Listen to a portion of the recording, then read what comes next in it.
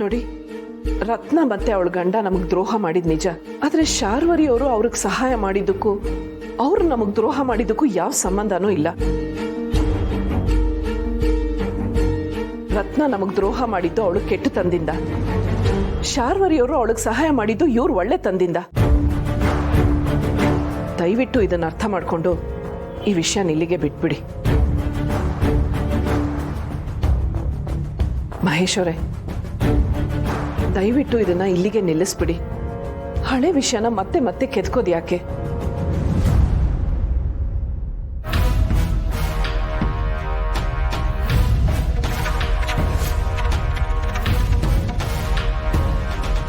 ನಾನು ಅದನ್ನೇ ಹೇಳ್ತಾ ಇದ್ದೀನಿ. ಹಳೆ ವಿಷಯಗಳನ್ನ ಈ ರೀತಿ ಕೆದಕಿ ಮನೆ ನೆಮ್ಮದಿನ ಹಾಳು ಮಾಡ್ಕೋಬೇಕಾ? ನಿಮ್ಗೆಲ್ರಿಗೂ ಅನುಮಾನ ಇರೋದೇ ಆದರೆ ನಾನು ಪೊಲೀಸ್ ಕಸ್ಟಡಿಲಿ ಇದ್ಕೊಂಡೆ ಎನ್ಕ್ವೈರಿನ ಎದುರಿಸ್ತೀನಿ. ಚೇಚೆ, ಏನು ಮಾತು ಅಂತ ಆಡ್ತಿದ್ಯಾ ಶಾರ್ವರಿ? ನೀನು ಈ ಮನೆಗೆ ಮಾಡಿರೋ ತ್ಯಾಗ ಒಂದ ಎರಡ? ನಿನ್ನನ್ನು ಪ್ರಶ್ನೆ ಮಾಡೋ ಹಕ್ಕು ಯಾರಿಗೂ ಇಲ್ಲ.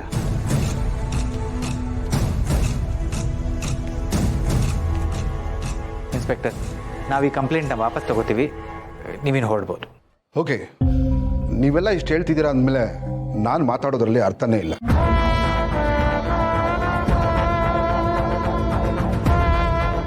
ಮಹೇಶ್ ಅವರೇ, ಸ್ಟೇಷನ್ ಬಂದು ನೀವು ಕೊಟ್ಟಿರುವಂಥ ಕಂಪ್ಲೇಂಟ್ನ ವಾಪಸ್ ತಗೊಳ್ಳಿ. ನನ್ನಿಂದ ನಿಮ್ಮೆಲ್ರಿಗೂ ಡಿಸ್ಟರ್ಬ್ ಆಗಿದ್ರೆ I am extremely sorry madam.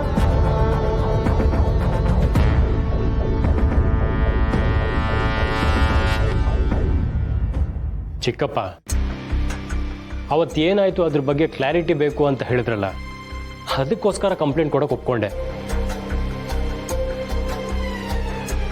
SI ಬಂದು ರತ್ನನ ಬಗ್ಗೆ ಅವಳ ಗಂಡನ ಬಗ್ಗೆ ವಿಚಾರಿಸ್ತಾರೆ ಅಂದ್ಕೊಂಡೆ. ಆದರೆ ಅವ್ರು ನೇರವಾಗಿ ಬಂದು ಚಿಕ್ಕಮ್ಮನೇ ವಿಚಾರಿಸ್ತಿದ್ದಾರೆ. ನನಗಿದು ಇಷ್ಟ ಆಗಿಲ್ಲ ಚಿಕ್ಕಪ್ಪ. ಆ್ಯಂಡ್ ಮೋರ್ ಓವರ್, ನನಗಿಂತ ಯಾವ ಕ್ಲಾರಿಟಿಗಳು ಬೇಕಾಗಿಲ್ಲ. ಚಿಕ್ಕಮ್ಮ, ಸಾರಿ. ನಿಮಗೆ ಬೇಜಾರಾಗಿದ್ರೆ ನಮಗೆ ಕ್ಷಮಿಸ್ಬಿಡಿ.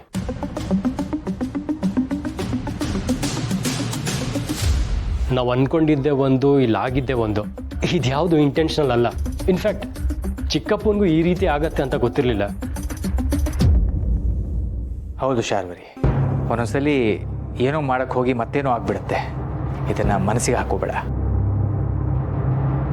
ಸರಿ, ಈ ವಿಷಯನ ಇಲ್ಲಿಗೆ ಬಿಟ್ಬಿಡೋಣ. ಹೊಡಿ ಅಲ್ಲ.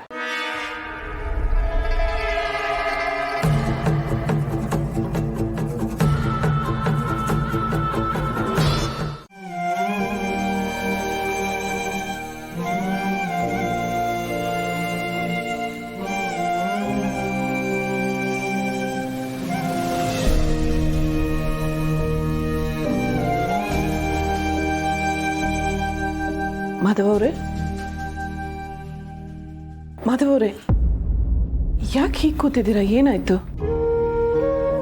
ಏನು ಅಂತ ನೀವೇ ನೋಡ್ತಾ ಇದ್ದೀರಲ್ಲ ತುಳಸಿ ಅವರೇ, ಮನೆ ಪರಿಸ್ಥಿತಿನೇ ಚೆನ್ನಾಗಿಲ್ಲ.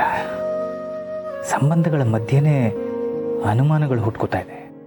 ಹೀಗೆಲ್ಲ ಆದಾಗ ಬೇಜಾರಾಗೋದು ಸಹಜನೇ.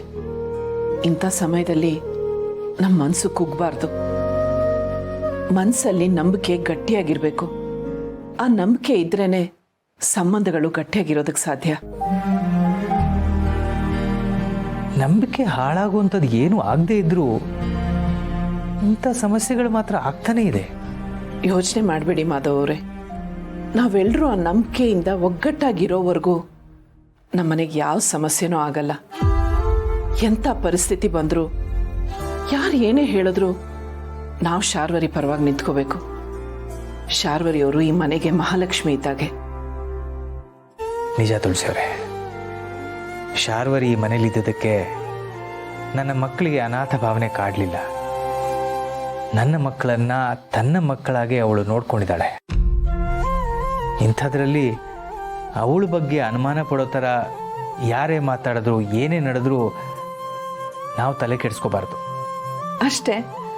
ನಂಬಿಕೆ ಅನ್ನೋದು ಮನಸ್ಸಿನಲ್ಲಿ ಕಲ್ಲಾಗಿ ಕೂತ್ಬಿಟ್ರೆ ಇಂಥ ಯಾವ ಘಟನೆಗಳು ಅದನ್ನ ಅಲ್ಲಾಡ್ಸೋದಕ್ಕಾಗೋದಿಲ್ಲ. ಸರಿ, ಬನ್ನಿ, ಈಗ ತುಂಬಾ ಹೊತ್ತಾಯ್ತು, ಮಲ್ಕೊಳ್ಳೋರಂತೆ. ಇಲ್ಲ ತುಳಸಿ ಅವರೇ, ಯಾಕೋ ನಿದ್ದೆನೇ ಬರ್ತಾ ಇಲ್ಲ, ತುಂಬ ತಲೆನೋವ್ತಾ ಇದೆ. ತಲೆನೋವ್ತಾ ಇದೆಯಾ? ಮಾತ್ರೆ ಕೊಡ್ಲಾ? ಇಲ್ಲೇ ಈ ಥರ ತಲೆನೋವು ಬಂದಾಗ ನಾನು ಸ್ವಲ್ಪ ಹೊತ್ತು ಗಾಳೀಲಿ ಓಡಾಡ್ತೀನಿ, ಇಲ್ಲಾಂದರೆ ಐಸ್ ಕ್ರೀಮ್ ತಿಂತೀನಿ, ಆಗ ತಲೆನೋವು ಸರಿ ಹೋಗುತ್ತೆ. ಏನ್ ಇಷ್ಟೊತ್ತಲ್ಲ ಐಸ್ ಕ್ರೀಮಾ? ಐಸ್ ಕ್ರೀಮ್ ತಿನ್ನಕ್ಕೆ ಎಷ್ಟೊತ್ತಾದ್ರೇನು? ಇದು ಬೆಂಗಳೂರು, ಎಷ್ಟೊತ್ತಾದರೂ ಏನು ಬೇಕಾದರೂ ಎಲ್ಲ ಸಿಗುತ್ತೆ. ಆದರೆ ಎಲ್ಲಿ ಸಿಗುತ್ತೆ ಅಂತ ಗೊತ್ತಿರಬೇಕು. ಇಷ್ಟೊತ್ತಲ್ಲ ಆಚೆ ಹೋಗಿ ಐಸ್ ಕ್ರೀಮ್ ತಿನ್ಕೊಂಡು ಬರೋದಾ? ಒಳ್ಳೆ ಐಡಿಯಾ ಕೊಟ್ರಿ.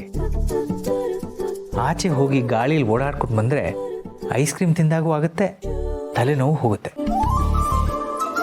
ಎಲ್ಲದಕ್ಕೂ ಒಳ್ಳೆ ಸೊಲ್ಯೂಷನ್ ಅಂದರೆ ಈಗ ನಾವು ಹೊರಡೋದು.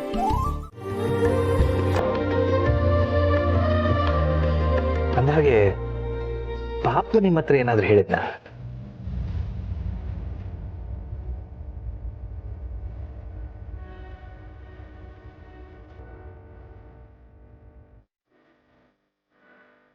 ಯಾಕೆ ತೋರಿಸಿದ್ರೆ ಯಾಕೆ ಹಾಗೆ ನೋಡ್ತಾ ಇದ್ದೀರಾ?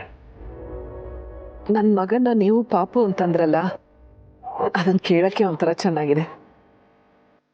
ನಿಮಗೂ ಒಂದು ಪಾಪು ಆದರೆ ನನಗೂ ಪಾಪುನೇ ತಾನೆ. ಹೊರಡೋಣವಾ? ಮನೆಗೆ ಹೋಗ್ಬೇಕಾ?